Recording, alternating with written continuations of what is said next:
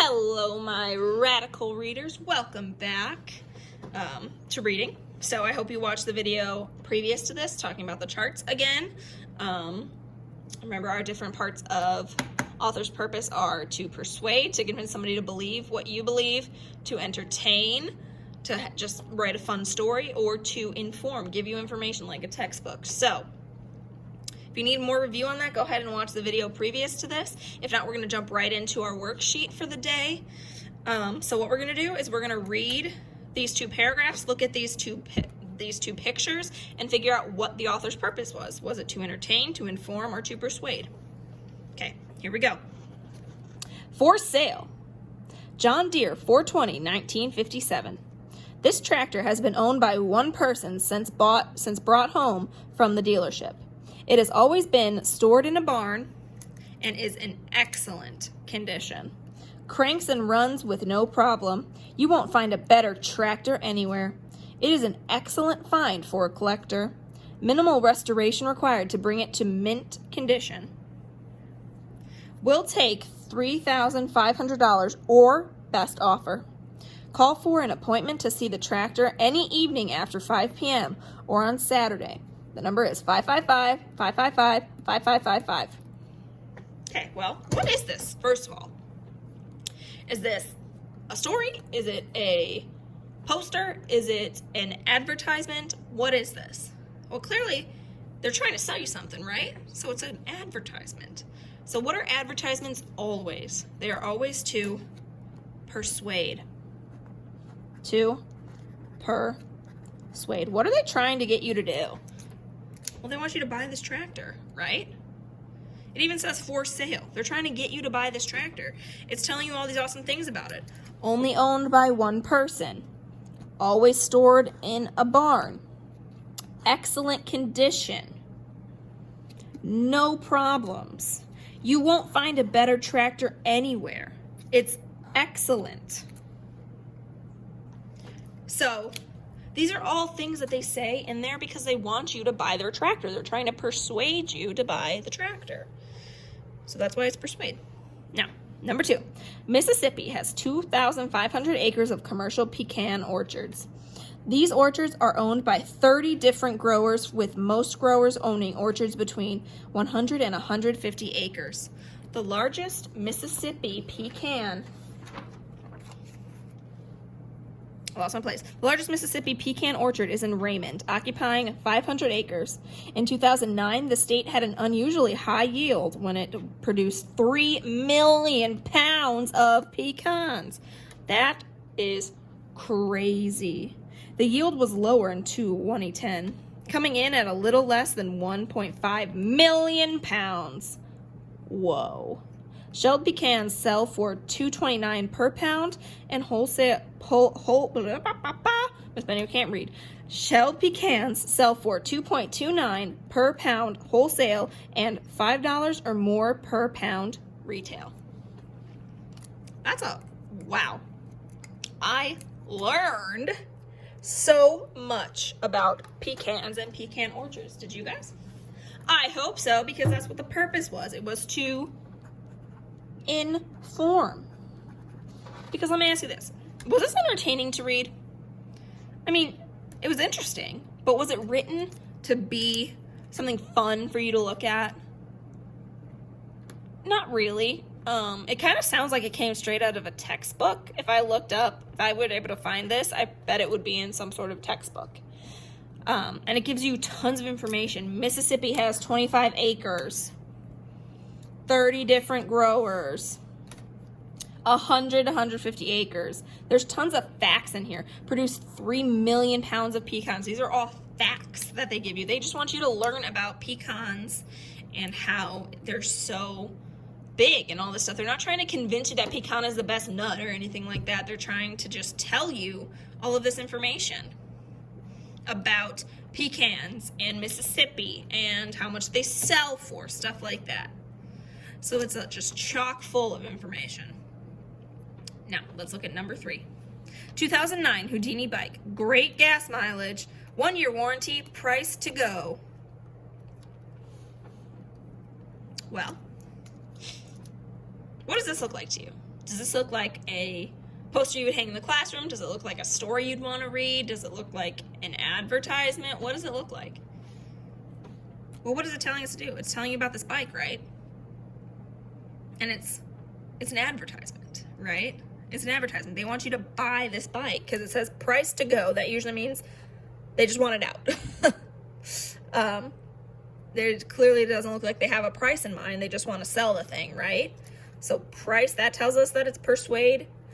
Great gas mileage. That's another reason that somebody might want to buy this bike. It's big for your parents. You probably don't really know what gas mileage means, but it's huge to us, I promise you.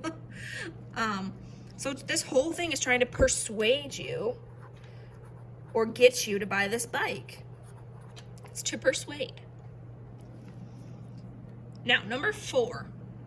This one is,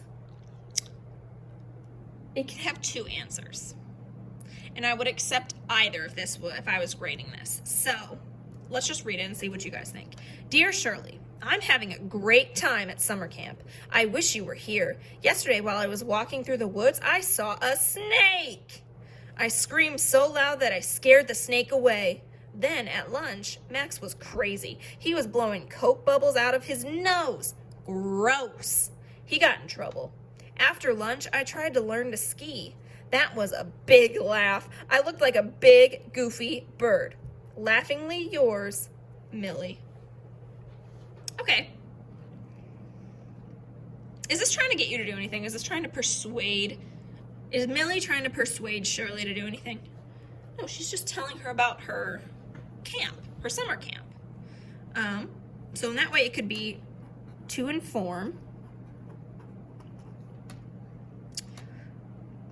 or I would also take to entertain. Because usually inform means just a textbook and it's just facts and facts and facts. This is a very entertaining letter to read. Like, I would laugh if I got this letter. It's so funny. I mean, Coke bubbles going out of the nose, looking like a goofy bird trying to learn how to ski, seeing a snake. That's so exciting. I was excited reading this. So that's why I think it's to entertain, because Coke bubbles out of his nose, stuff like I said, that I look like a goofy bird. This is all really colorful, fun language. Seeing a snake, that's so exciting. But it's informing him, it's informing Shirley, because it's telling her everything that happened over summer. So it's doing that. So I would take inform or entertain. That one's a little tricky, so there's 2 answers to that one. Oh no, I got one more thing. I forgot.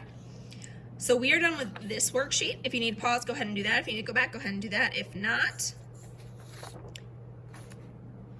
we're gonna move on. Okay, so we are only gonna answer one of these questions.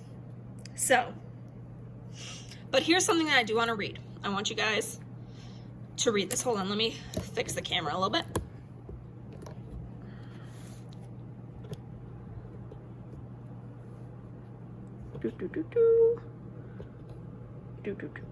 Okay.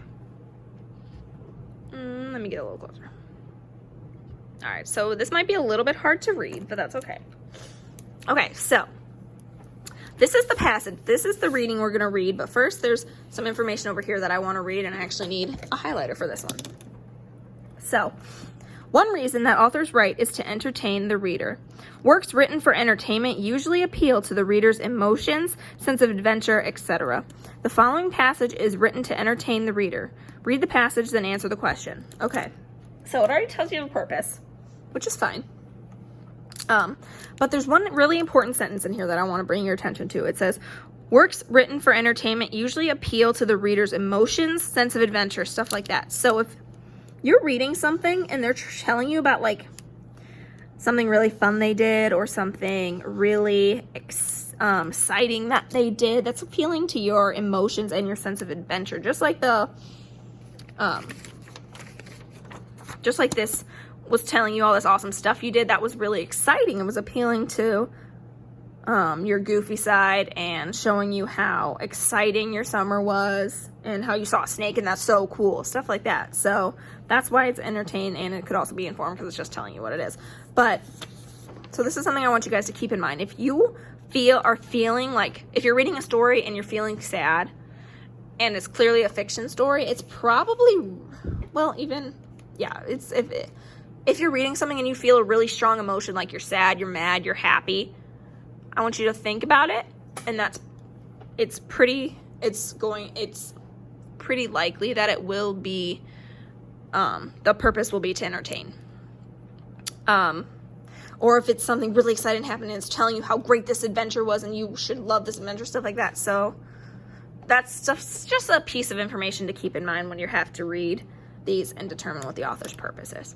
Okay, so that being said, I'm going to go ahead and read this whole passage, and then we'll answer question 3 together. So, tricycles had become an everyday affair in Sheridock, and since the formation of the Girls' Club, lady tricycles were not an extraordinary sight. So Charlotte, or Charlie, Van Rensselaer, as she was called, and her brother Sterrett, excited but little comment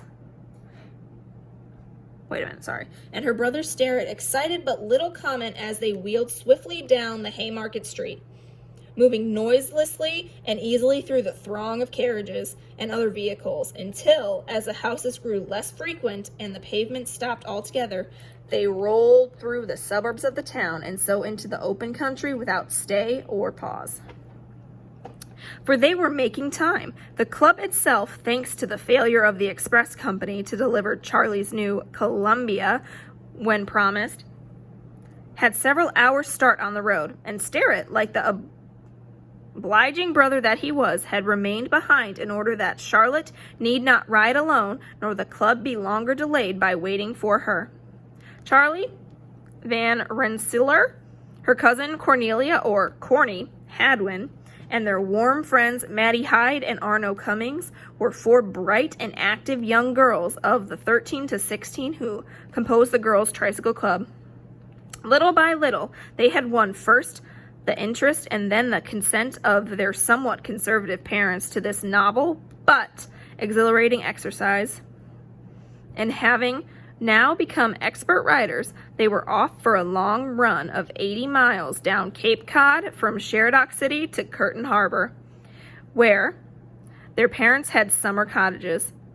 Faithful and clever Joe Marston, Mr. Van Rensselaer's servant and an expert tricycler, had gone ahead with the club as guide and commissary general, and Sterrett Van Rensselaer, Charlie's younger brother, was invited to accompany them as an escort on the odd-looking Royal Mail he had borrowed for the trip, bicycles not being allowed. Yeah, that was a lot of information there. Now, the question that we're going to answer is number 3, and it says, discuss the first paragraph. How do you know that this passage is not meant to inform the reader about tricycles? Okay, so the first paragraph, that's this part up here, so I'm going to go ahead and read it again, and you need to be thinking about, how do we know that it's not meant to inform or teach the reader about tricycles? Well, tricycles had become an everyday affair in Sheridock, and since the formation of the Girls' Club, lady tricycles were not tricyclers were not an extraordinary sight. So Charlotte, or Charlie Van Rensselaer, as she was called, and her brother Sterrett, excited but little comment as they wheeled swiftly down Haymarket Street, moving noiselessly and easily through the throng of carriages and other vehicles, until, as the houses grew less frequent and the pavement stopped altogether, they rolled through the suburbs of town and so into the open country without stay or pause. Now, clearly that paragraph is not written to tell us information about tricycles, right? But how do we know that? Well, there's only really one fact about tricycles. It says, tricycles had become an everyday affair in Sheridock. So, and that means that they're used all the time, is what that means. So, the rest, what is this paragraph really telling us about? Well, it mentions Charlie, it mentions Sterrett, and it mentions their ride, but it doesn't say anything about their, but does it really say anything about tricycles and information and facts about tricycles? No. It focuses this paragraph focuses on characters.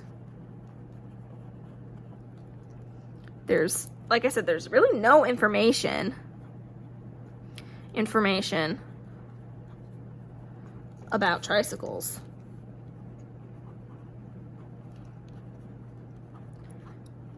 There's really only one sentence that really specifically talks about tricycles. The rest is about the brother and the sister and how they're riding their tricycles around town. So that's how we know that this paragraph is clearly not written to help us learn more about tricycles. All right, so that is all that I have for you today for reading. If you need to go back, go ahead and do that. If you need to pause, go ahead and do that. If not, feel free to end this video and go on to Schoology and finish up your assignments. All right, I'll talk to you guys later. Bye.